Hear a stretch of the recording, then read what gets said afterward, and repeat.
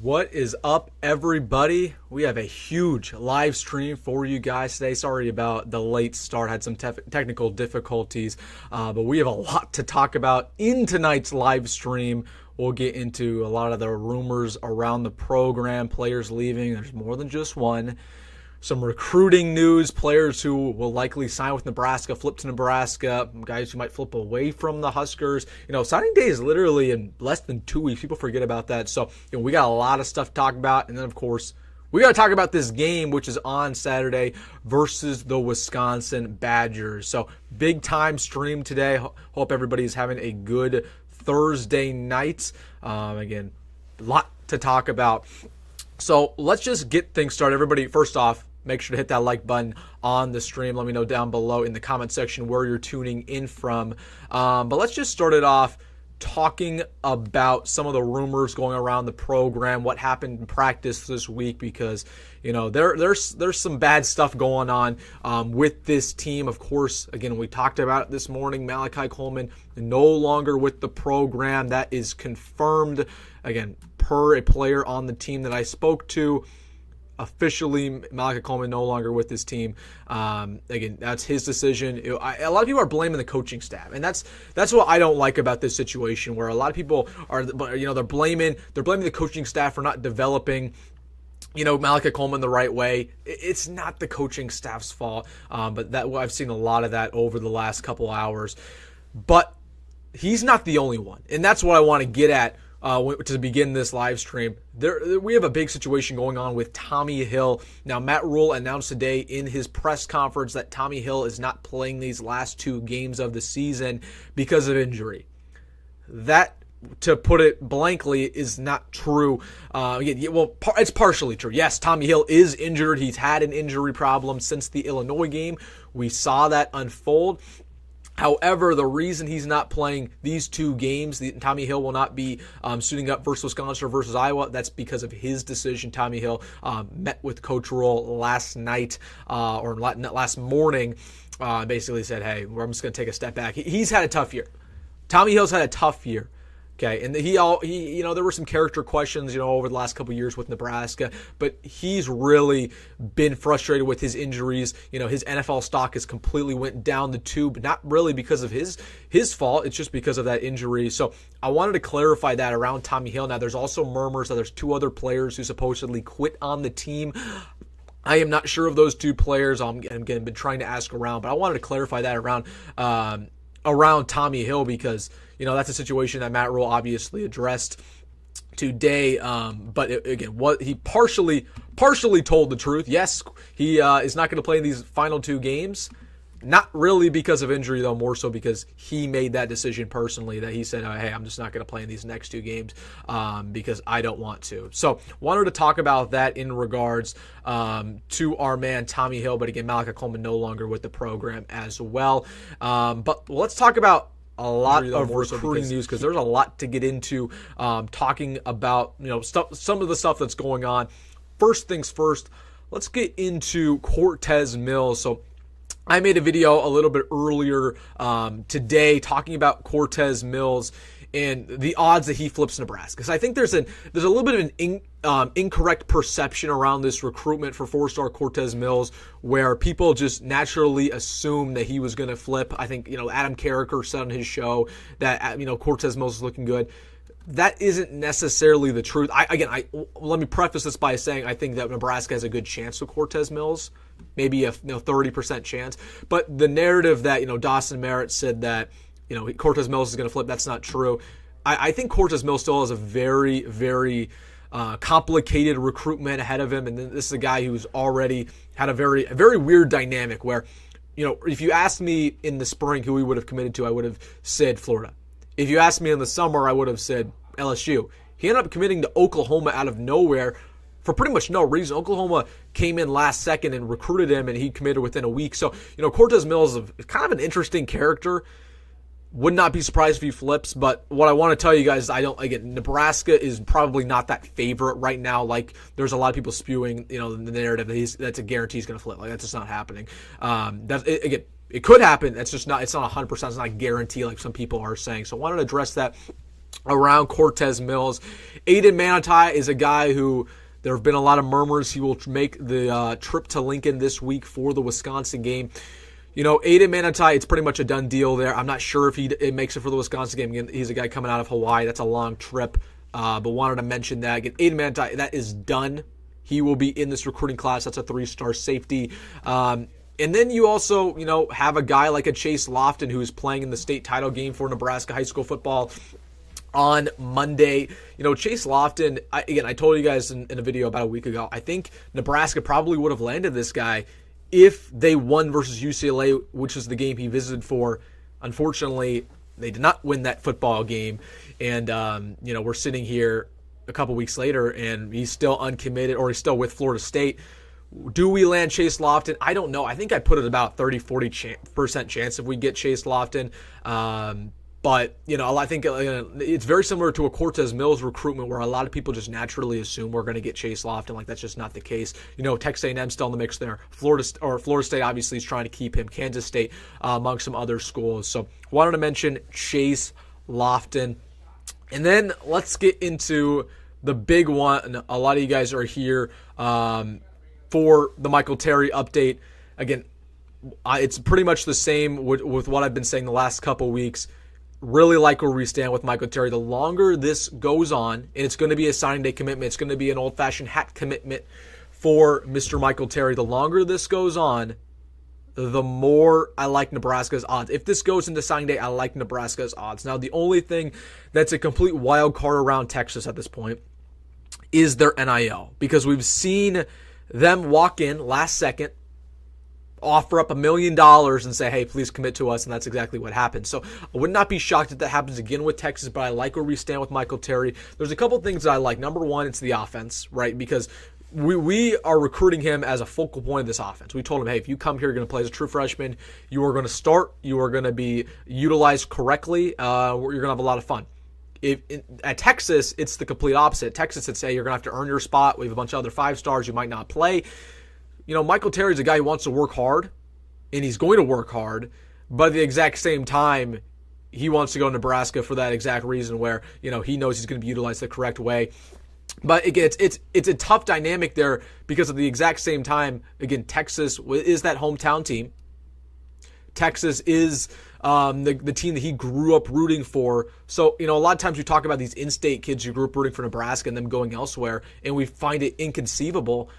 It's the same thing here with Michael Terry. He grew up to be a Texas fan. So it's going to be hard for him to commit to Nebraska, but I actually really like where Nebraska stands there. Again, there's not too many things that are going to come out about this situation over the next couple weeks, right? It's going to be pretty they're not going to hear too much, to say the least. But at the end of the day, just know that I like where we stand with Michael Terry, and I do think we land him when it's all said and done. All right. So, again, feel free to put questions about recruiting in the comment section. I'll get to them. Again, had a little bit of technical difficulties. I'm using a different laptop for this stream. My other laptop went kaput. So, again, feel free to put stuff in the comment section. I'll get to those. We have more to get to, more rumors to get to, but I'll want to take this time to look at the comment section. So, Nathan, appreciate your comment. He says, David Sanders, will he flip? No, David Sanders will not flip. He is locked in with Tennessee. He already signed his NIL agreement. He pretty much cannot leave Tennessee. So, nope, he will not flip. Nebraska, I think Nebraska is perfectly fine with a lot of the offensive line commits they already have. Okay, I think they're already fine with a lot of the guys they already have. So, not too worried about not getting David Sanders, but no, again, he will not flip to Nebraska. Just wanted to address that. Bolston69 says, are the other players rumored to be leaving contributing to the team? I believe I read that right. Again, I'm not sure. I'm not sure who these next two players are. Again, Malachi's gone. Obviously, he was not a contributor. Tommy Hill was not playing and is not really with the team right now. He wasn't going to be back next year anyways. He's going to go to the league. He has no more eligibility. So, but I don't know these next two guys. Again, I've been trying to figure out who these next two are, but I've just been hearing murmurs. But those are the two confirmed, Tommy Hill and Mr. Malachi Coleman. So, wanted to address that. One thing I don't like about these murmurs, these rumors, all this crap is it really hurts our odds versus Wisconsin. And this is what people don't understand. Okay. We sit here and we'll talk about, guys transferring and guys no longer being with the program. This is a complete distraction. We have a must-win game on Saturday, guys.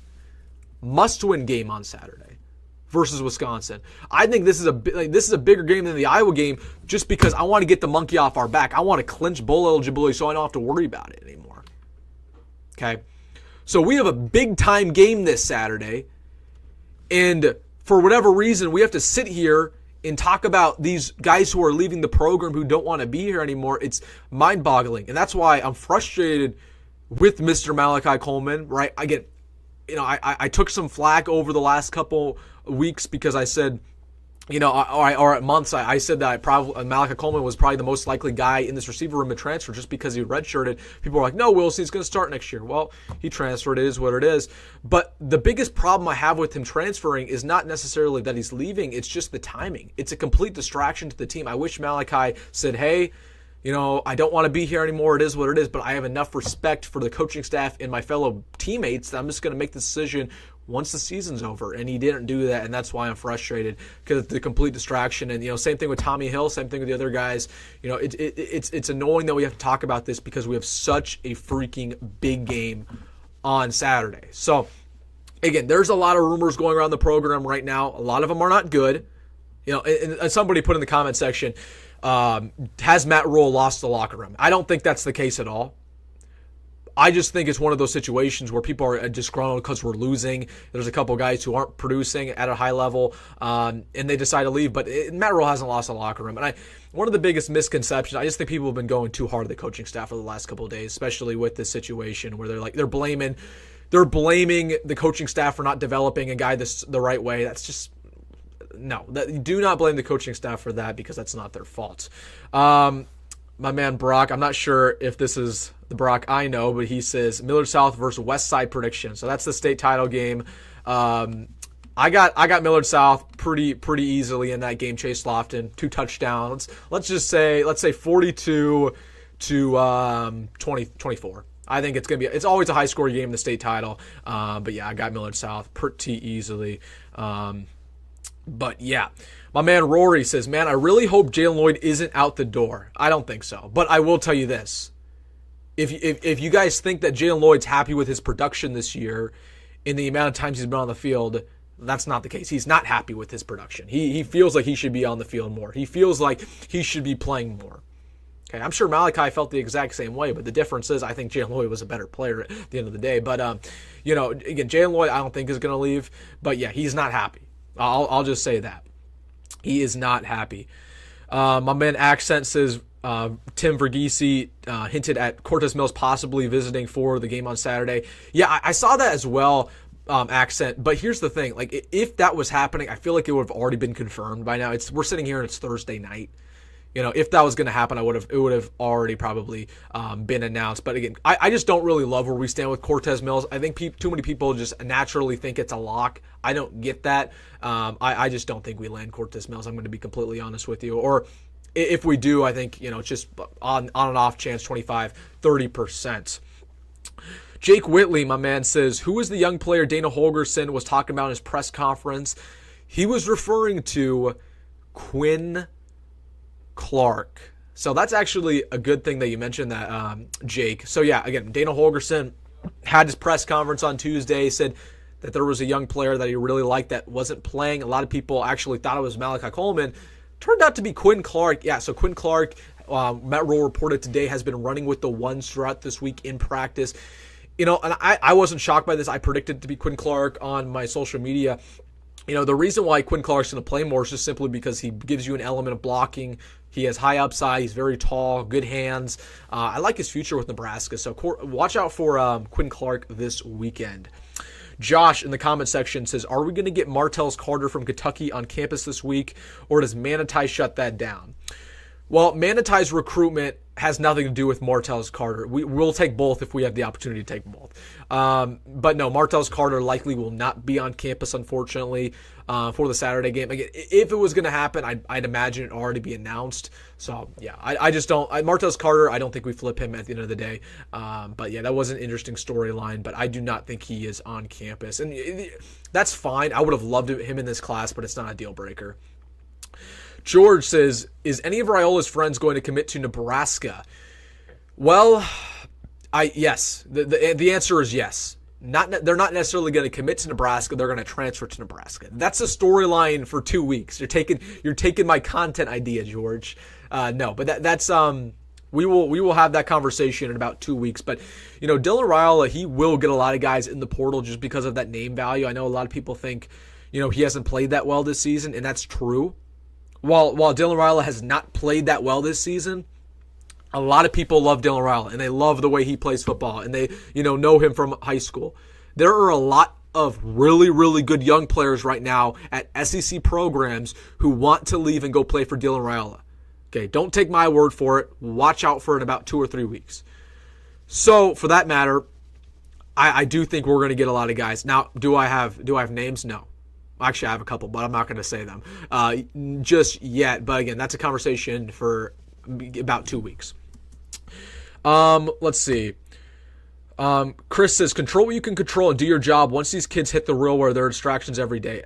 I agree with you, but again, I'm more mad because we have players on the team who their teammates are practically their brothers, their boys, guys who they went to war with, and they're quitting on them mid-season, and it's causing a distraction. That's the problem, Chris. That's why I'm frustrated about the news today. I just think it's completely selfish with that decision today. Michael Terry update. Cody says again. I addressed it earlier in the stream. I like where Nebraska stands. If this goes to signing day, I think Nebraska will land him. It's just purely a. If Texas walks in last second with NIL, we have to be worried about that because they will outbid us every single day of the week if they want to. Ross says, think we see any Mekhi Nelson this season? I do not. So what's interesting is we have a 105 cap limit, okay, player limit. After this year, no longer can you have unlimited players on the roster. You can only have 105 players on the roster. Matt Rhule is going to have to make some cuts. I was looking over it the other day, and Mekhi Nelson's one of those guys where I'm like, I don't know if he's going to be here next year. And again, this is content idea. I hope no other YouTubers are watching this because they're going to steal all my content. Like they probably will, to be honest with you. But I do think that Mekhi Nelson might be one of those guys on the chopping block. XN Phoenix says, will Raiola transfer? Absolutely not. Again, we've addressed that in past videos. I will bet everything that Dylan Raiola does not transfer. I will bet this channel that Dylan Raiola does not transfer. Mark my words. No, again, he's too invested in this program. That's what you guys need to understand. His entire family moved to Nebraska. His sister now works for Matt Rhule in the recruiting staff. His brother is committed to Nebraska in the 2026 class. Like, Dylan Raiola has too many ties to this university at this point in time. Like, he's not transferring. He's not transferring. So, he will not leave. A Clone Cone says, I'm honestly disappointed with Coleman because I won't be able to use him in College Football 25 anymore. That is true. He is pretty good in that game. Jalen Lloyd's better in that game. Jalen Lloyd, I think, has one or two higher speed. But no, both those guys are pretty good in that ball game. But yeah.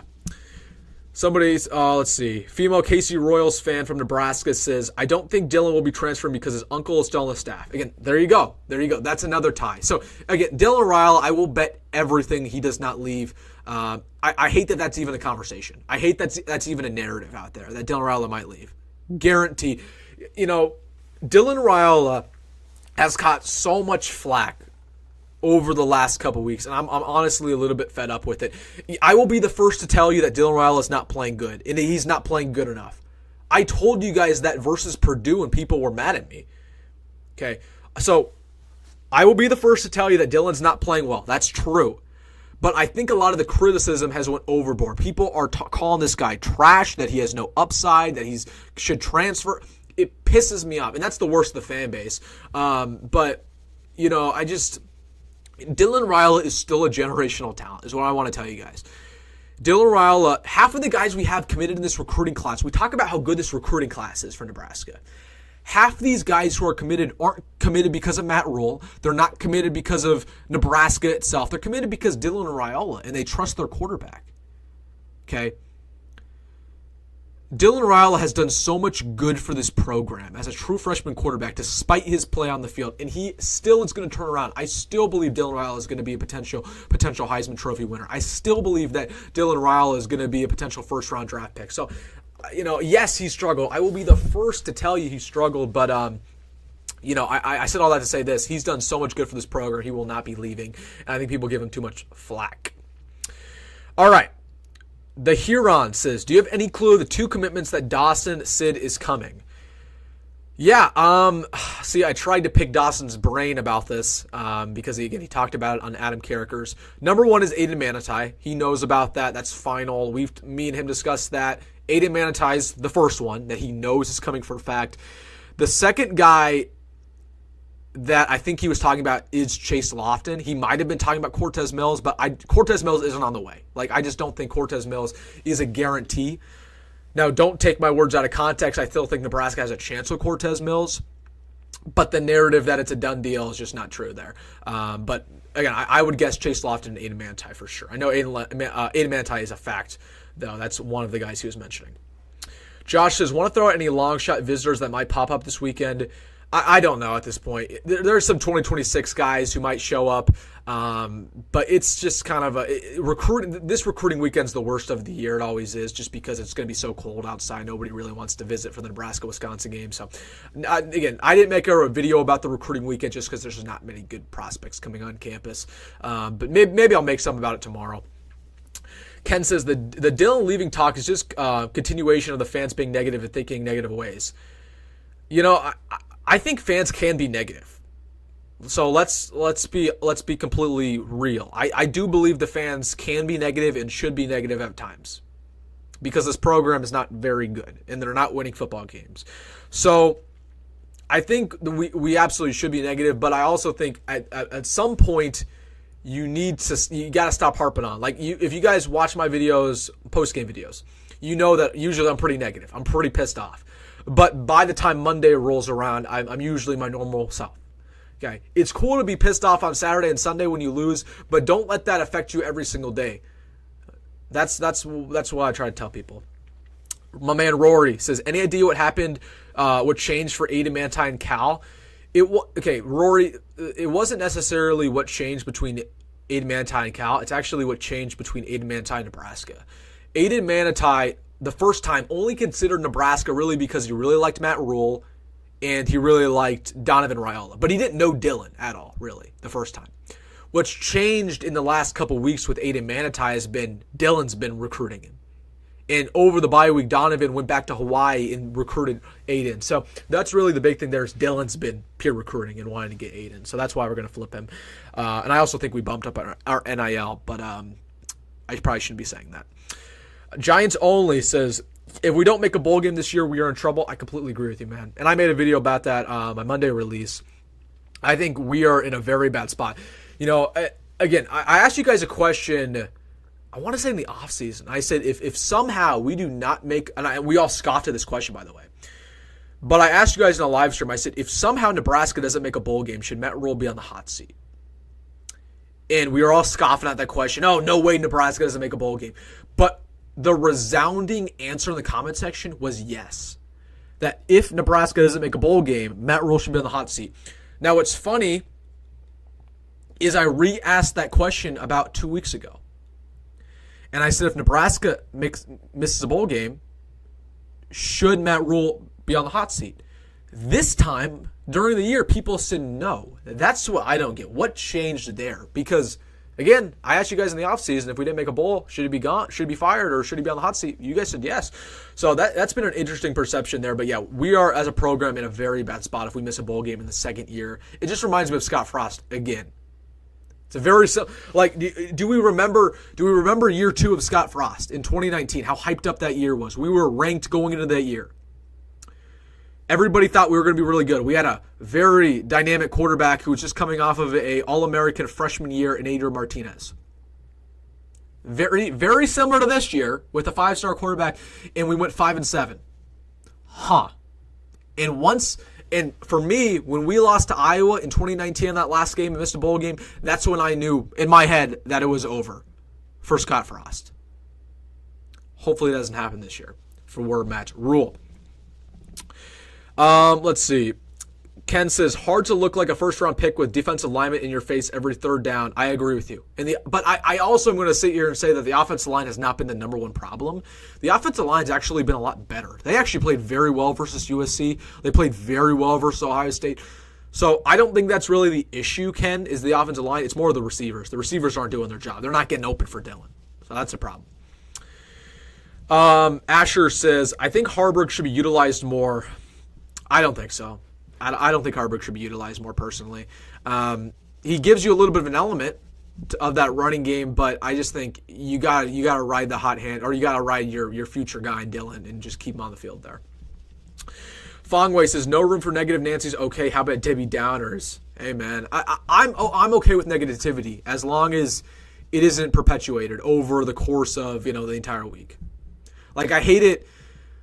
I'm perfectly fine with negativity on Saturday and Sunday coming off of a loss. I don't like it when, I'll make a recruiting video, for example, and it's a Wednesday after a loss, and people will go in the comment section saying, these players shouldn't come here because Nebraska sucks. Like, what are we doing here? Like, no, let's not do that.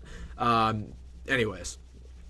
Rory says, do you think it's likely with our defensive struggles this year that Tony actually doesn't end up leaving and stays on the staff another year? No, I think it's very, very probable that Tony White's going to be back, for better or worse. That's his fault, though. He had a really good opportunity to leave. He had a really good opportunity to get a head coaching job after this year, and the offense or the defense hasn't done their job. So I think it's going to be back. Are you worried about college football with NIL continuing to spiral into more and more craziness and higher amounts month after month?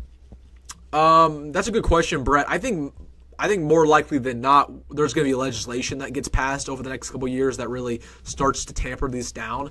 So right now, again, it's still the Wild West. People are throwing around crazy amounts of money with no problem, but there's going to be legislation that's going to stop this a little bit. But yeah. Steve-O says, I think Matt Rhule's seat should be warm, not hot. I agree. That's it if he misses a bowl game. If he misses a bowl game, we need to talk about that. Have a real conversation about the future of Matt Rhule. And this is coming from a guy that, ends every single video with "Go Matt Rhule," right? Like, I'm not some hater, but at the exact same time, I realize that if you are a year 2 head coach with the roster that Matt Rhule has, and you can't make a bowl game with this easy of a schedule, that is a very big problem. And the odds that Matt Rhule is successful as a head coach here, if he doesn't make a bowl game in the second year, is very slim. Very slim. Okay. Because we want Matt Rhule, and I'm going to just throw out a question, and you guys feel free to answer. What do you want Matt Rhule to be as the head coach here? What do you want his ceiling to be? Do you want to compete for Big Ten championships? Do you want to compete for national titles? Whatever it is. The majority of you guys will say that you want Nebraska to compete for national titles under Matt Rhule. That's the expectation long term. Okay. If Matt Rhule cannot make a bowl game in his second year, I find it very hard to believe that Matt Rhule will ever compete for a national title in Nebraska, let alone compete for a Big Ten title. Again, am I crazy? Let me know what you think, but that's just my take there. Christopher, good question, says, will the black shirts come after Braden Locke and allow him to tap dance in the pocket? Christopher, I like to think so, man, but there's 2 things that have really frustrated me. Well, one is our pass rush has been really bad this year. Okay, Ty Robinson came out of nowhere and was really good versus UTEP, was really good versus Colorado. Where's Ty Robinson been the last couple of weeks? Hasn't really performed well. Jamari has been on and off. Nash has been on and off. These guys are okay in the run game. They can't stop them. They can't get to the quarterback. Okay. Also, we're playing one of the best offensive lines in the country in Wisconsin. I just don't think we're going to get to Braden Locke, unfortunately. It's my key to the game, though. That's spoiler for tomorrow's video, but we will see. We will see. But if you're Nebraska, we'll talk about the Wisconsin game as the stream goes on. The biggest key to the game tomorrow for Nebraska, the number one key to the game, or not tomorrow, but Saturday, stop the run, force Braden Locke to throw the football. Braden Locke is a terrible quarterback. Terrible. Absolutely terrible. He's on Tanner Lee levels. Riker Fife level. He's a bad quarterback. Wisconsin fans want him gone. So force them to pass the football, stop the run, and then what Nebraska also needs to do at the exact same time is establish the running game themselves. Okay? They need to establish the running game because Wisconsin has one of the best secondaries in the country. They will take the ball away. Dylan Rhule, who struggled the last couple of weeks, is going to really struggle again against the secondary. So we got to run the football and we got to stop the run. That's the keys of the game tomorrow. That's a spoiler for tomorrow. Let's see. Terry says, we all thought Raiola would be really, really good, and he's looked very mediocre. Yeah, I completely agree with you, Terry. And, you know, a lot of people, again, I hate because the fan base, I think, is polar extremes. There's some people on one spectrum that are super positive all the time. There's other people who are super negative all the time. We should not be on the extremes here. But a lot of people have been like, oh, Dylan Rhule is a freshman. We shouldn't have all these high expectations for him. It's okay that he's struggling. I don't think that's accurate. My narrative the entire offseason was we need to hold Dylan Rhule to a different standard because he's a generational talent. He's a 5-star. So, yeah, he struggled, but we shouldn't sit here and be like, oh, it's only because he's a freshman, he'll be fine. Like, no, because he's different than most freshmen. He's different. Whether you like it or not, Dylan Rhule is different than most other recruits around the country. He's a 5-star, he's generational. He should be playing better. That's the bottom line. The good thing about that is that he knows. He knows that he's not playing well. And I appreciate that he has that self-awareness. So you wanted to mention that.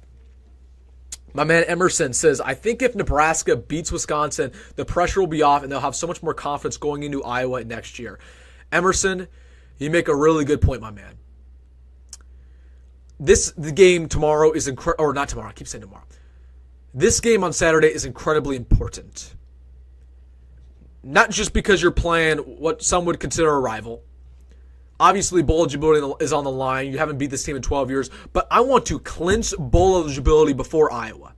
I had the same mindset last year. Because I'll tell you one thing. If you go into that Iowa game, a night game at Kinnick, hostile environment, with bowl eligibility on the line, you will not win that football game. Guaranteed. Guaranteed. Iowa hates us. Kirk Ferentz gets those boys ready to go. They hate our guts. Okay? And you know what they also like? They like taking away our bowl eligibility. They did it last year. They enjoyed it. They did it in 2019. They enjoyed it. I brought this up the other day, but it feels like whoever wins that Nebraska-Iowa game is the team that has the lesser to lose. Okay? Usually, Nebraska loses that game because they have the most to lose, right? They're usually battling for bowl eligibility. So that's why Nebraska loses, because they always have the most to lose in that game. The only time Nebraska beat Iowa in the last decade was in 2022. That was the only year where Nebraska had nothing to lose and Iowa had everything to lose. Iowa was competing for a Big Ten West title. Nebraska was already out of bowl eligibility. And Nebraska won. So my point is we need to win versus Wisconsin, because if you go into that game with bowl eligibility on the line, Iowa would love to take that away from us. They will get those boys ready to play, and we will not win. You got to win this weekend. Get the monkey off your back, get the pressure off, and that puts us in a really good position going into Iowa. You know, it's just one of those situations where it's either lose-lose or win-win. I don't see a scenario where we go 1-1 these next 2 weeks. It's either we win the next 2 or you lose the next 2. Odds are we lose the next 2. Hopefully it doesn't happen. Let's get back in the comment section. Good stuff, Mama Man Emerson. Brett says, $11 million that quarterback that committed to Michigan. Yeah, man, that was crazy, dude. That was nuts. I wish Nebraska had that type of money, man. Nebraska Boy says, why does it seem to me that we are still have time management issues? I thought with Rhule's experience that wouldn't happen. I thought that was an inexperienced Frost issue. It's a really good point, Nebraska Boy. And that's something I bring up all the time in my postgame. Matt Rhule is... I'll give him credit. Great developer. I truly believe it. Develops guys, makes them good. But his in-game decisions are really, really horrific. Specifically time management. Number one, he's too conservative. That's a fact. He does not go for it pretty much ever on fourth down. Does not trust this offense whatsoever. But number two, he uses his timeouts horrifically. We saw it last game versus USC. He burned a timeout before a punt, so you didn't get a delay game on a punt. Why? That doesn't make any sense. You're burning a timeout in a close game for no reason. And then we proceeded to come out of the timeout and have another delay of game. Okay, he always burns timeouts in the third quarter. How many times this year, I'll ask you a question. How many times this year have we went into the final 5 minutes of a ball game with all 3 timeouts? The answer is none. Okay, we don't use our timeouts wisely. So I wish I had an answer for you, but it is true that Matt Rhule has not been good in game, especially with his time management, and that's his only responsibility. Okay, if Matt Rhule was calling plays and had bad clock management, I was like, okay, whatever, he's multitasking. Okay, but his only responsibility is to manage the game because he's not calling plays. So it doesn't make any sense to me how it's that bad. So yeah, man. Bolson69 says, Prince William Yellen has seemed to disappear this year. Any word about him and his future at Nebraska? I agree with you, dude. He has disappeared, and I think that's a coaching staff issue, personally, because I think Prince Will's already proved himself that he's a really good talent. He's a really good talent. Frankly, I do think he transfers. I really do. He's a Florida kid. A lot of times that Florida connection is hard to establish over the course of 4 years. We've seen a lot of Florida kids transfer out. If I were to guess, I do think Prince Will transfers out, and that's unfortunate. I want him to stay so bad, so that's my answer there. Go Big Red 8 says, please run the damn ball. I completely agree with you, man. That's the key today. That's a key, or key on Saturday. Okay, Dana Holgerson, he likes to air that thing out, man. He wants to get Dylan Raiola going. That's maybe the situation for Iowa. Not this week. Run the darn football, and I'm begging, if there's any game for Mr. Dante Dowdell to pop off, please be on Saturday. If there's any game for Emmett Johnson to play the best of his career so far, it is on Saturday. If there's any game for Ramir Johnson to finally wrap up his 6-year career with a bang, it is on Saturday. These running backs need to show up, man. Run the darn ball, because I will tell you one thing. If Nebraska cannot establish the running game, we have 0% chance to win. 0. Remember that. Foot of Steel says, the line has gotten better. The young guys have developed well. Want to hear more from Grant Bricks. I agree with you. I've actually been pretty happy with this offensive line. I've been kind of happy with it. I do think Gunnar Gatula is a good talent. I think Justin Evans-Jacobs gotten better over the course of the year. Yeah, man, I think this offensive line has gotten a lot better, and I do like some of the guys that we have coming in. Again, President Tomo is a guy redshirt this year I feel good about. Grant Bricks, Gibson Pyle. So we have a good future. My man Accent says Princewell is from Texas. You are right. You're right. He is from Texas. His brother played for Florida. That's why I get that mixed up. But yeah, you are right. Let's see. Opinions on Troy Dannon. I think he is awesome. I think Troy Dannon's fine. He doesn't move the needle for me. There's some issues. There's some issues with Troy Dannon. Mostly, he doesn't. I don't think he invests enough into the basketball and baseball programs. Like he's very football centric, and that's fine. Obviously football sells. That's what we talk about on this channel is football. But I'm one of those guys that supports Nebraska for every single athletic event, and Troy Dannon does not support the basketball program as much as he does, or he should, and he definitely doesn't support the baseball program enough. And the baseball program needs to be in College World Series pretty much every year, in my opinion. So that's my take on Troy Dannon. So Larry says, we need to stick with our coach and stop replacing every couple of years. It took Osborne many years to build a championship team. It's completely different. I don't like when people compare, Rhule to Tom Osborne, because Tom inherited a really good situation. He always had signs of being a good coach. He just could never win the big game. Okay. Right now, we don't have an issue with winning the big game. We have an issue with winning, period. Okay. In a modern day college football era that's completely different than the 80s, where programs are being reversed in the course of one off season. That was not the case back in the day. So I don't agree with that point, Larry. But I get where you're coming from, that we should. I don't agree that we should. I agree with you that we shouldn't fire coaches every single year. But at the exact same time, like, if a coach is not doing their job, I'm not going to sit here and be complacent. People said the exact same thing about Scott Frost. People will sit here and said, oh, we shouldn't fire Scott Frost. We should give him 6 years. We wasted a bunch of years because we didn't fire Scott Frost sooner. All Around says, that's where we defer. I'm a Husker football fan and a Creighton basketball fan. So All Around, are you rooting for Creighton tomorrow in that game? All right. Let me know in the comment section who you're rooting tomorrow for Nebraska versus Creighton basketball.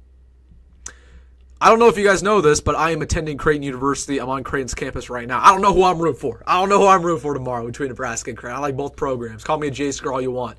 But I do root for Creighton. I actually, fun fact, my dorm room is right across the hall from two the freshman basketball players for Creighton who are playing pretty significant playing time. So maybe we'll have to get one of those boys on the stream one of these days.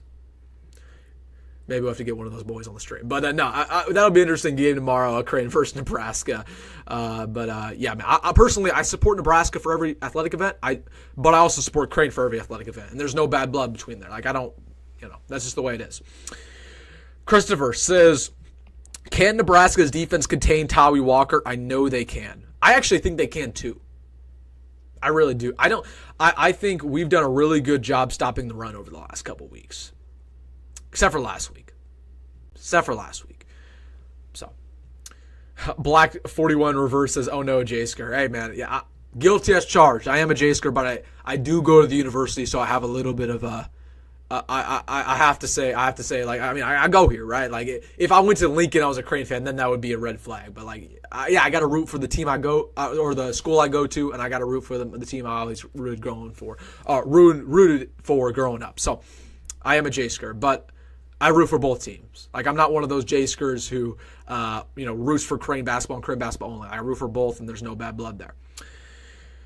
So that's what I want to address there. But yeah, it's going to be a big game tomorrow for basketball. I don't know how many of you guys follow basketball. Let me know in the comment section, do you guys want basketball content? Like, if Nebraska, obviously we're not covering Creighton on this channel, but if Nebraska has a good year in basketball, would you mind a video about that? Because, like, I don't know. Maybe some of you guys don't follow the basketball team, but let me know if you guys want content like that, because when I get to March, it's pretty easy making content every single day in the season. When we get to March and there's nothing going on, oh my gosh, it's hard, man. So let me know if you guys wouldn't mind basketball content. If you guys don't, won't hurt my feelings, but might have to do some of that in the spring. All right, guys, keep putting stuff in the comments section. Again, this Wisconsin game is huge, man. It is such a big game, and I hate that I'm always focused on recruiting. And I'm focused on the rumors that are going around the program right now. But at the end of the day, we need to focus on what is going on with the season, because the season is not over, man. Season's not over, man. We got 2 games left against 2 rivals. 2 trophies are on the line. People forget Wisconsin's a trophy game. We haven't won that trophy in 12 years, but there's a trophy on the line. Okay. We have a huge game on our hands on Saturday. I'm going to be there, man. I am very pissed off with how we've been performing over the last couple weeks. But at the exact same time, I'm going to be there on Saturday. I'm going to support this team. I'm going to support this team no matter what. But, man, I'm just nervous, guys. Let me know in the comment section. What are you guys feeling about this game? Are you nervous? Are you optimistic? Do you think we win? Like, I need to gauge the fan base here. Drop score predictions. Drop who you think is going to win. I want to see. People said you wouldn't mind basketball content. Yeah, we might have to do basketball content. We will see volleyball content. I'll tell you what. If Nebraska volleyball makes the national championship game or the Final Four, we will have volleyball content on the channel. You better believe. You better believe. Nathan says, do you think if we make a bowl game, we will have an entirely different offense during the bowl game? It depends who we play. If we play Missouri, I think we're absolutely going to have a different offense. I think we're going to throw an air raid, old school. Dana Holg's going to have his way. If we play, maybe, like a Louisville, maybe. Maybe then we'll start rushing the football. It just depends who we play. Does Nebraska have a good basketball team? They lost to St. Mary's. No, the team is not good. Best case scenario, Nebraska sneaks into the tournament, but no, this is a downgrade from last year's team. They will. I don't think they're going to make the NCAA tournament personally, but we'll see. We will see. Christian says, I need to see Dittman on TV with no shirt on, covered in body paint, throwing the bones. Christian, my man, it is going to be, I kid you not, like 30 degrees out there on Saturday. I am not doing that. I would die. If I went out there, took my shirt off for the course of the entire game, I would get hypothermia and you would never see me another Wilson Dittman Sports video in your entire life. Would you like that? I mean, maybe some of you would. I don't know. But yeah, I will not be doing that. But I will be in the stadium, of course, on Saturday, as always, my man. My man Nick says, judging by the press conferences, only our chances seem good. For Nebraska? Man, I hope so, dude. I hope so. People are saying in the comment section they think Nebraska's going to win. Some high-scoring predictions, though. There's some high-scoring predictions. I don't think Nebraska puts up 28 points, guys. I don't know about you guys. I do not think Nebraska puts up 28 points. When was the last time we put up 28? I think it was against Illinois. If we put up 28 points or more, or no, it was against Purdue. We put up exactly 28 against Purdue. If we put up that many points against Wisconsin, this defense, oh my goodness, I'll eat crow. But I do not think we're putting up 28 points with how this offense performed. I'll tell you this. If we can score more than 24 points, that's the benchmark of this game. If we can put up 24 points or more, I guarantee victory. Clip this, do whatever you want. I guarantee victory if we can put up 24 points or more. If we score 17 to 24, I think it's up in the air. If we score less than 17 points, we lose. That's what I would say. That's what I would say there. See, I can't give you guys my score prediction because that's tomorrow's video. But a lot of you guys say Nebraska is going to win. I appreciate the optimism. I really do, man. I really appreciate that. Brett says, Wilson, I checked the forecast for Saturday. 54 and sunny with no wind. We'll get the paint ready. There's no way. There's no way. Let's check the weather, guys, for tomorrow. Or not tomorrow. I keep saying tomorrow. I'm so used to doing these streams on Friday. Oh, you're freaking right, Brett. You are right. It is 54. I ain't doing that. No, we are not doing that. Hey, if you guys watch the Creighton basketball game tomorrow versus Nebraska, watch out for me on television. I'm gonna try to I might get in the student section and wear Husker gear and see what happens there. But I probably will not be on TV for the Saturday game on the football field. Corey says, you have to give me a yes on Terry. I'll take that to the bank. I can't do that, Corey. I can't guarantee Terry. Can't do that. But I like where we stand. Someone mentioned this earlier with Rhule and Riley coaching and the Holgorsen roaming the sidelines. We may have been watching a Big 12 game last Saturday. That's so right, man. That's so right. Now we just steal good coaches from other coaching staffs. That's what we do. There's no way we put up more than 28. I agree with you, Christian. I don't think we put up more than 28. With this going up against this defense with our offensive ineptitude, that's wishful thinking, guys. That's wishful thinking. 28 points or more. I don't know about that, man. I don't know. Like that, if that happened, everything would have to go right. We'd have to dominate. And I hope we do dominate. I really do. Nathan says, do you think Wisconsin will have a slump after almost beating Oregon? No, I don't think they'll have a slump. But at the exact same time, I don't think it's going to pump them up for this game. Some people are like, oh, they're going to be pissed off after Oregon. They're going to really destroy us. I don't think it's going to happen. They're a very similar team to Nebraska teams in the past. They lose close games. We lose close games. They, get in close games versus good teams. Very similar to us. So, no, I don't think they're going to be disheartened, but I also don't think it's going to pump them up. You need to rock a ski mask on Saturday. I'm not going to be doing that. No, sir.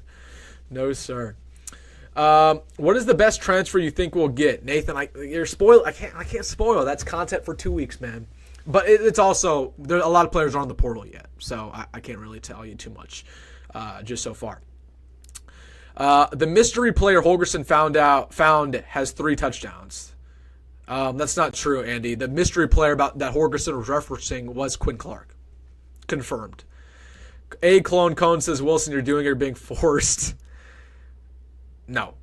You guys have an infatuation with me taking off my shirt.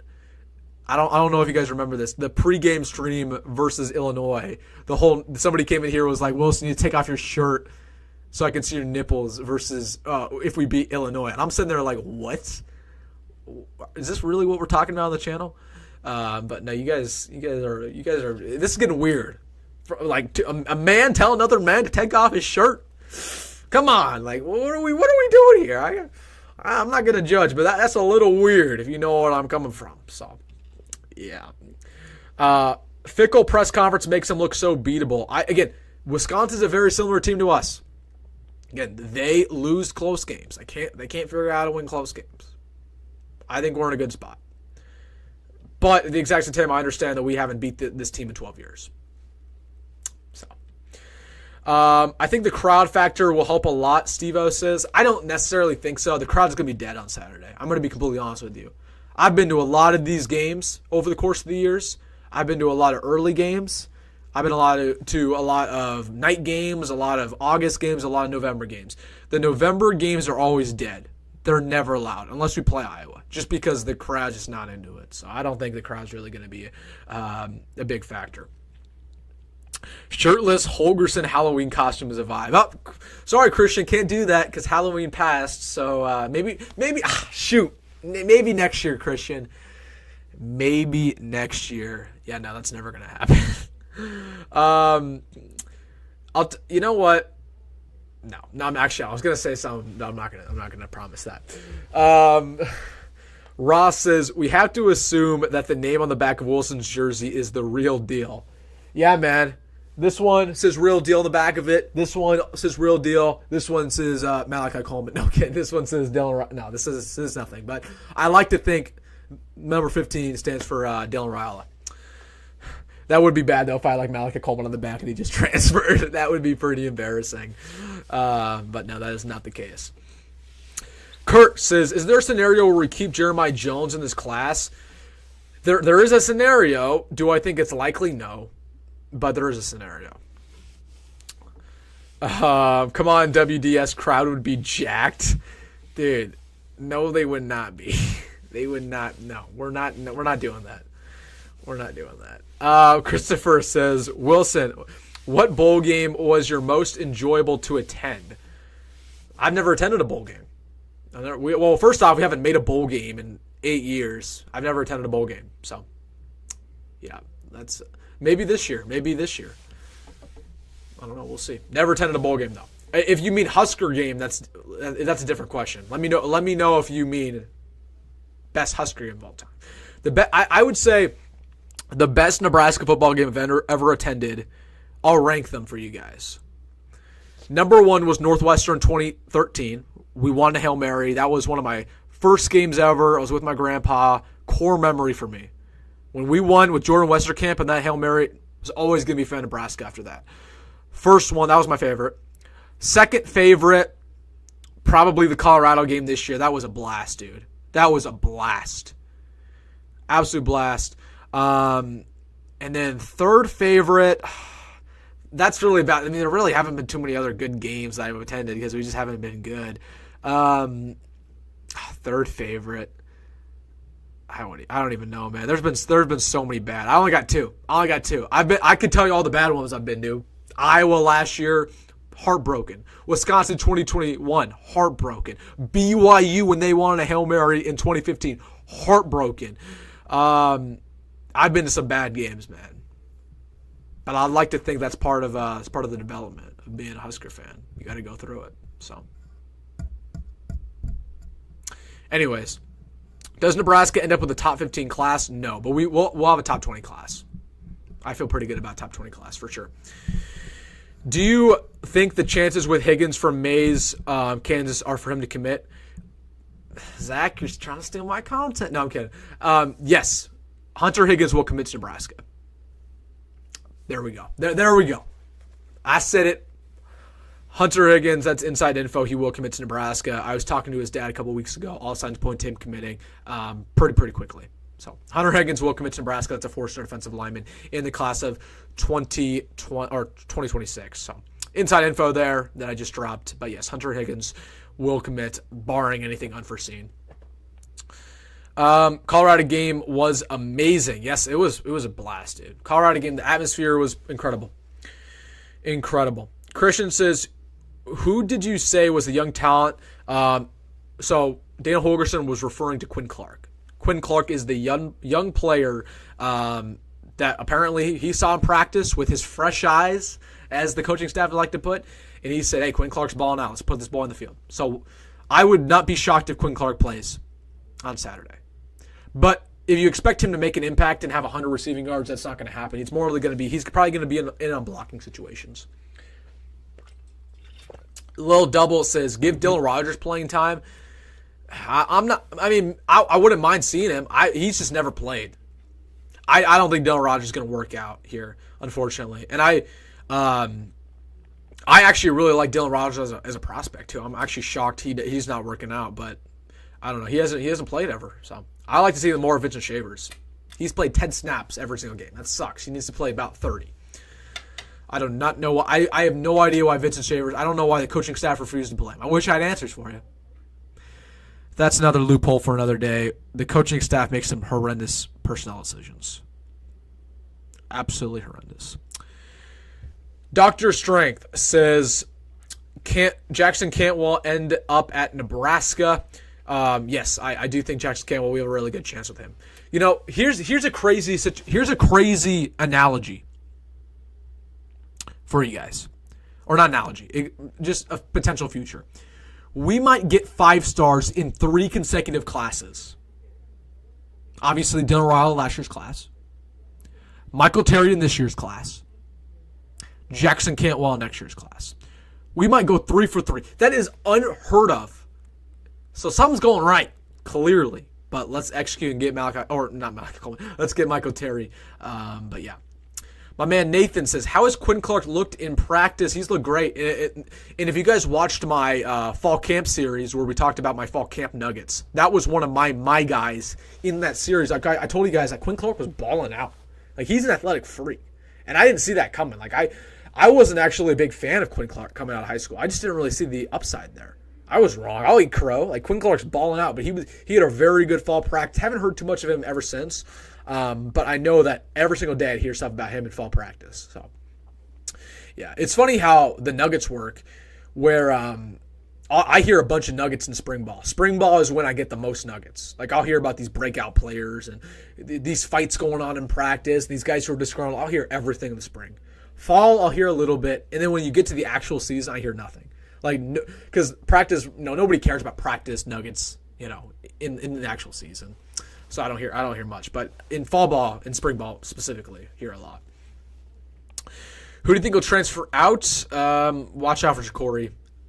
Just because, I just think there's going to be some schools that will pay a lot for him. Again, I don't want to get into it too much. Again, conversation for another day. After watching Coleman in high school at Lincoln East, his road to the NFL as a defensive end, he's so explosive. Yeah, a lot of people did say that about Malachi when we were recruiting him. They said that his future wasn't at wide receiver. I kind of agree with them, but again, it's not here nor there anymore. He's not here anymore, so who cares? Kurt says, does any school try to poach Holgerson in the offseason? I think some will definitely try. I mean, he's in his press conference. He doesn't know what his future looks like. So I think there's a very real possibility that Daniel Holgerson is not here next year. And this is just like a 2-week thing, 3-week thing. So, Torrey Pittman, what are odds with him? I like where we stand, but that's a long recruitment. Like, Torrey Pittman is a guy in the 2027 class. Like, he will not commit for another 2 years. So, yeah, we won't have to really worry about him for a while. Didn't we try to switch Malachi to linebacker safety? Or why didn't we? I just think Malachi didn't want to play that position. That was the big thing. Like, he just did not want to play on the defense side of the football. He was stubborn a little bit. That was, again, I don't want to dog on the kid because he's no longer with the program. I wish him the best of luck. Christian says, if we win big this week and become bowl eligible, how do you see our conversations going afterwards? Do you think we start talking too optimistically like we were at the start of the season, or tone more the same? Oh, no, if we make a bowl game, we're going to be talking Coldwater Cash. We'll start getting optimistic. Because we haven't made a bowl game in 8 years, so we don't know how to act. Like, we go 6-6 and make a bowl game, oh my goodness, we're going to be very happy. And, that selfishly, that's good for me as a content creator, because I'd much rather the fan base be happy going into the offseason because it helps me out than the fan base being pissed off and saying that we have no future. But, yeah, it's going to help us out if we make a bowl game for sure. We'll be optimistic. Burnt World says support our players, all of them. Make sure they stay here. Completely agree with you, Burnt World. Completely agree.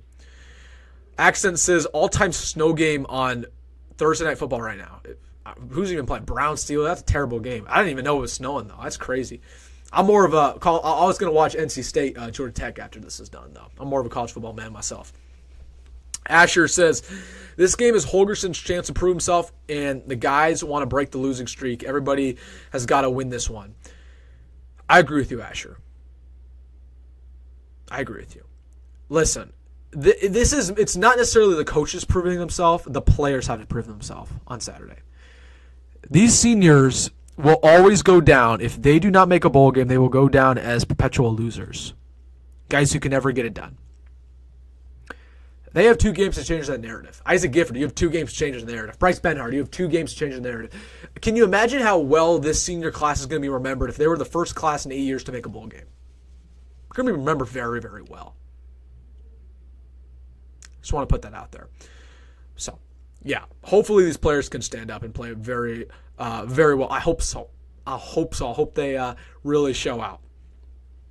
Andy says, you were 7 the last time we made a bowl game? ? Andy, let's do our math here. If you think I was 7 last time I made a bowl game, and we haven't made a bowl game for 7-8 years, you would think I was 14. Or I'm currently 14. Do I look currently 14? Nah, I'm 18. So no, I was 10 years old the last time we made a bowl game. But no, I am not that young. Actually, maybe I should take that as a compliment. I don't know. Hey, number 15, if you're watching, stay here. We all want you to. Hey, man, maybe Dylan's watching. A lot of the players watch the program, so maybe Dylan is popping in. But, yeah, we do want Dylan to stay, and he will stay, 100%. Absolutely. My man, let's see. My man Bianca, or my woman Bianca, maybe, says, when are we going to see Ian Flint in a game? It's a good question. I think we'll see Ian Flint next year. He's more of a blocking tight end, kind of a Nate Borkercher type, so I think we'll see him next year. Zach says, I can't remember Whiskey and Iowa being more vulnerable to the Huskers to play than this year. Nebraska should win both of these. Well, Zach, the answer to that question is they were more vulnerable to lose to us last year. Wisconsin was awful last year. Iowa was not that good either last year, even though they somehow won the Big Ten West. So, I don't know. But, Wisconsin's vulnerable again. I think Iowa's a good team. Want to thank my boy Ribble Wibble for the $2. I appreciate you, my man. Thank you so much for the super chat. Again, supporting the channel. Appreciate you. That reminds me, everybody, make sure to hit that like button on the stream. We'll keep it going here. Keep putting your stuff in the comment section, but make sure to hit that like button on the stream. And again, if you're on social media, I'll follow every single one of you guys back up there. Twitter, Instagram. Make sure to follow me if you want to see, especially Instagram. If you want to see, my personal life, whatever, follow me on Instagram. I'll give you a follow back. But okay, keep putting stuff in the comment section. I'll get to everything you guys got to say.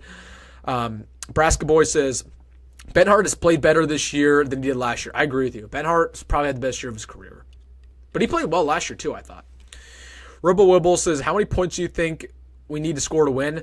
That's a good, again, my marker is, what did I say, 24. Or it might have been 27. Yeah. One or the other. 20. I'll just say, I think 24. If we score more than 24 points, I think we win this ball game versus Wisconsin. 100%. Do you think Carter Nelson transfers? 0% chance. 0% chance that Carter Nelson transfers. He will be here next year. 100%. Do you think Gabe Ervin moves on? I guarantee it. Okay. You guys want to have an honest conversation about the players who's going to leave next year? I'll have an honest conversation with you. I'm gonna start spewing out names who I believe will no longer be with the program in about 1 month. Okay, y'all want the conversation? We'll have it. Daniel Kalen, I do not think will be here next year. Makai Nelson, I do not think will be here next year. Gabe Ervin, I do not think will be here next year. Isaiah McMorris, I do not think will be here next year. Davon Hall, I do not think will be next year. Alex Bullock, I do not think will be here next year. Tyler Kanak, I do not think will be here next year. Jacob Hood, I do not think will be here next year. Vincent Carroll Jackson, I do not think will be here next year. Elijah Judy maybe will not be here next year. I'm not certain about that. Gage Stanger, I do not think will be here next year. Stephon Thompson, I do not think will be here next year. Kobe Bretz, I know for a fact will not be here next year. Yeah. Feel free to disagree with any of those guys, but that's just me putting that out there in the world. So there we go. That's why you guys are subscribed to the channel. I'm honest. Like, I'll be honest with you guys. And that's just, it's always been taboo in the past to talk about players transferring and cutting players in the past. Like, we can't talk about it. It's college athletics. We can't talk about it nowadays because there literally is a cap limit. There's a 105 cap limit. So that's part of the sport now, is cutting players. So those are the guys just looking over our scholarship distribution that I think will probably not be in the team next year. Take it for what it is. What do you think the chances are that we beat Iowa if we beat Wisconsin?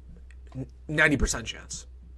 I think we are not going to go 1-1 these next 2 weeks. If we beat Wisconsin, we'll beat Iowa. If we lose to Wisconsin, we will lose to Iowa. So that's why I think this game is so important on Saturday. I think it is so freaking important for a million reasons. For a million reasons. But hopefully we do win. Hopefully we do win. My man Burt World is going nuts. He said, Wilson, why would you say all that? Okay, Burt World, how can I get where you're coming from, my man. Those players, though, and I want you to listen to me, Burt. Those players I just mentioned aren't leaving because they're good players and they're going to a better program. They're leaving because Matt Rhule is making the decision personally that they're not producing and he wants to see them gone. That's my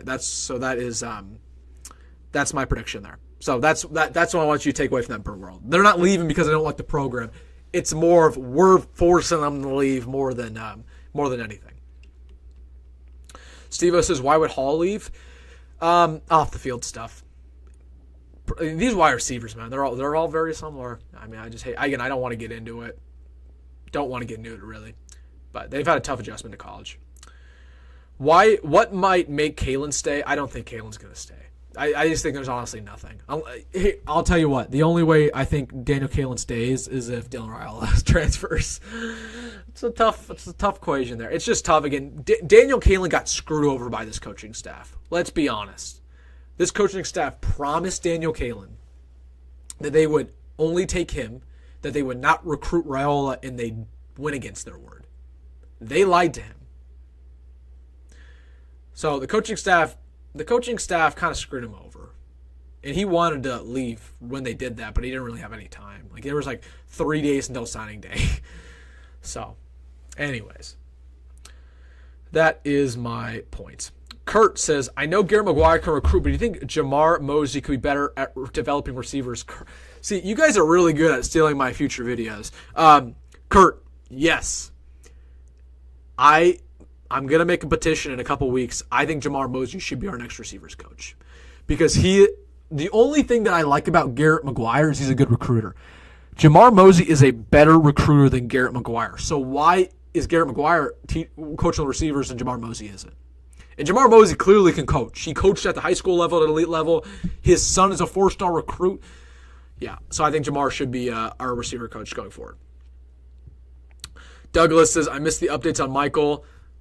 Rewind. It was pretty early on, first 10 minutes. Make sure to rewind in the live stream.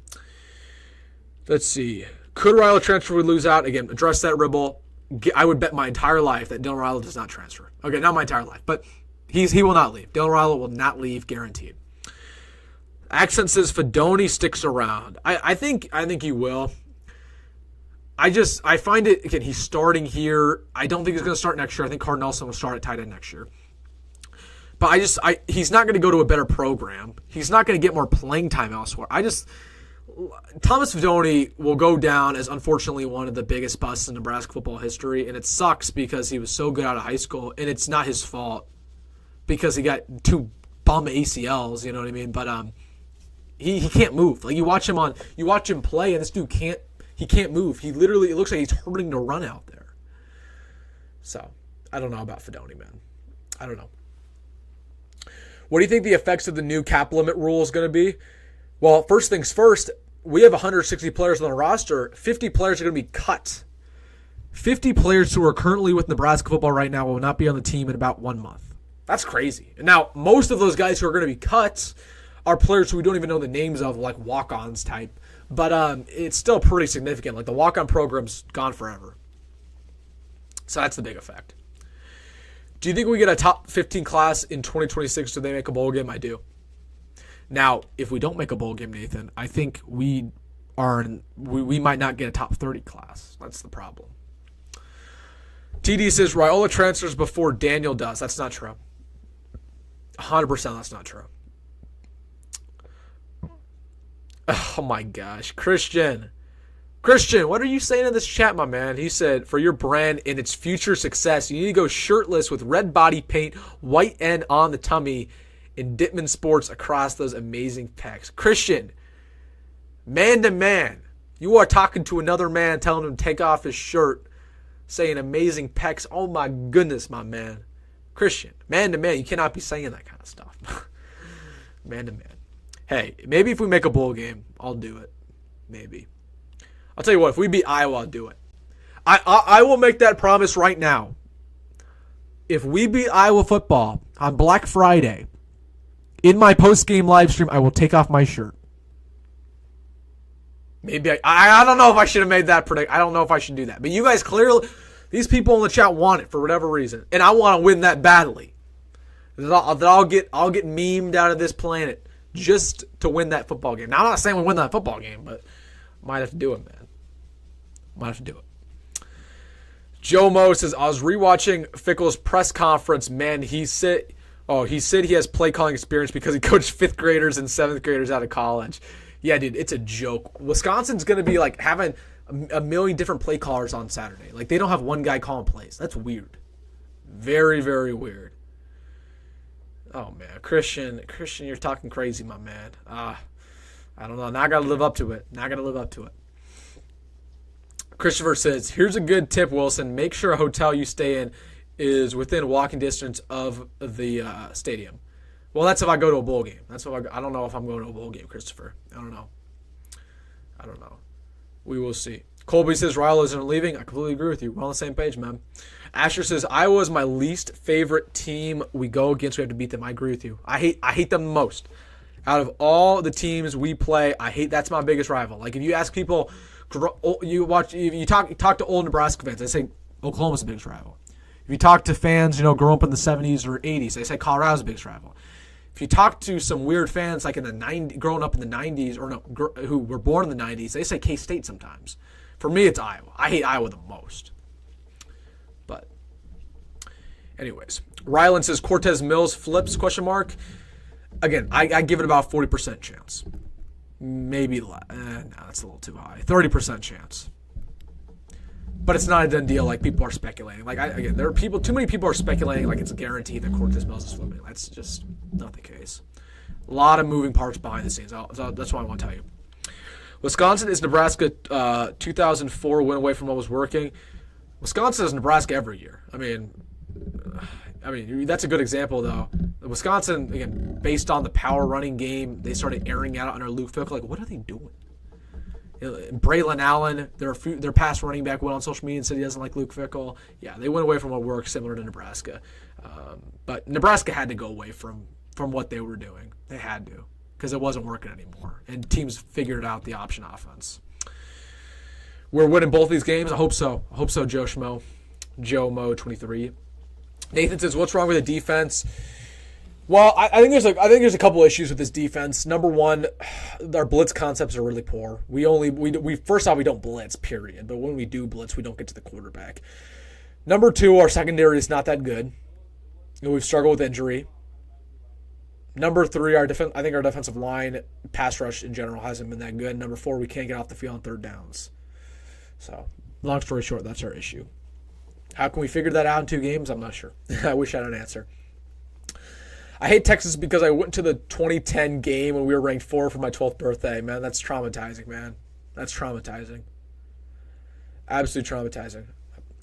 Could Holgerson make a true difference this season? I think he could. Hope so, man. I mean, we need our offense to put up points. Satterfield couldn't get it done. That was obvious. I think Dana Holgorsen gives us fresh eyes, a new perspective, a seasoned play caller, guy who knows what he's doing. I think he knows how to evaluate defenses at a high level. Might as well, man. Anything's better than Mr. Satterfield. That's a fact. That's a fact. I tweeted out, it's funny. I just found out a couple hours ago that Marcus Satterfield blocked me on Twitter. I tweeted out like a couple weeks ago. I said, happy Marcus Satterfield firing day to anybody who celebrates. Got like 300 likes. Apparently Satterfield saw that and blocked me on Twitter. I don't got to worry about it, though. Marcus Satterfield will not be employed by this university in 2 weeks. So, yeah, he did not like that tweet, though, apparently. Jiggy Sports says, I hate Iowa the most because I grew up in Iowa. Yeah. I mean, I didn't grow up in Iowa, but I hate them the most, man. I hate that losing streak that we have. That's what I hate. So,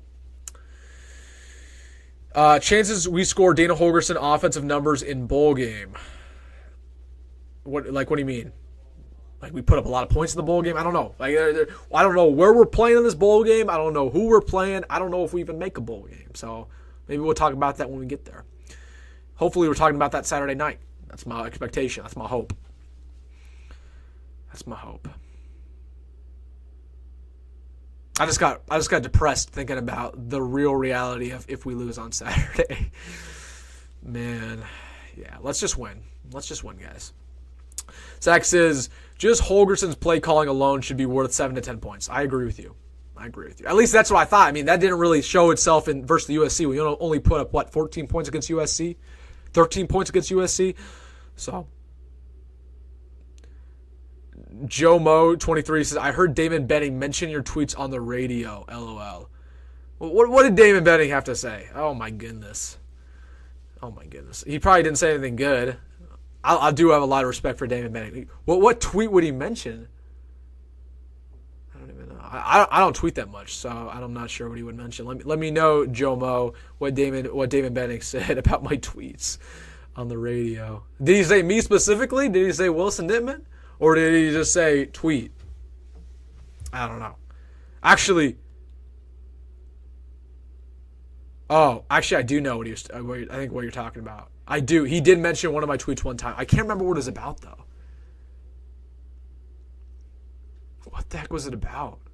No, I do remember he did mention me one time with his co-host on his morning show. I can't remember what I was talking about in that tweet, though, that he mentioned. Oh, it was about Micah Mazuka. It was the Micah Mazuka. Micah Mazuka, that was it. I remember now. It was Micah Mazuka. I put it on a tweet talking about Micah Mazuka and how he was the highest graded offensive lineman, and that they talked about on the radio. There we go. See, I got a little bit of memory. Oklahoma versus Nebraska bowl game, hopefully. That would be electric, Nathan. But Oklahoma was in a similar situation to us. They gotta make a bowl game. They're 5-5, man. I would love that, though. Yeah. No, Joe Mo, yeah, I know what tweet you're talking about. It was the Micah Mazuka tweet. All around, so I hate Colorado the most. I live in Colorado. I feel that, man. I feel that. Hey, dude. Colorado is going to crap after this year. I know they got a 5-star quarterback today, but I promise you this, Deion will be gone. I think he's leaving. Whether that's to the Dallas Cowboys, whether that's to the Florida State Seminoles, whether that's to the LSU Tigers. Deion Sanders, I don't think is going to be at Colorado next year, so we don't got to worry about him. But I will tell you this. I know Deion Sanders is a hot topic, and people don't like him. But I respect Deion Sanders a lot because he turned around Colorado against all odds and people were disrespecting that program, disrespecting him. He turned them around and they're winning football games. They're 8-2 in the playoff hunt. Say what you want about their schedule. Their schedule has not been very challenging, but they're winning. They can't control who they play, and they're winning football games. So I respect Deion Sanders. I respect him. So that's what I will say. Holy crap. Oh, my goodness. Let's see. A Clone Cone says he hates Iowa more than anything. Yeah, man, I hate Iowa the most, too. Hate Iowa. Ross says, time to strike while the Iron is hot, take advantage of Wisconsin's current dysfunctional state. Hey, man, let's not act like we're not dysfunctional ourselves. But I agree with you. Yeah, they are dysfunctional. It's going to take time to figure out their offense. If you can put up 24 points, you will win this football game. 24 is that benchmark. I promise you that. I promise you. If we put up 24 or more, we will win. Rory says, in your opinion, what would be the ideal number of transfers pickups from the portal for next year? Keep in mind that the new roster limit is 105, and anyone coming in means someone going out. Okay, what would be the ideal number of transfer pickups from the portal for next year?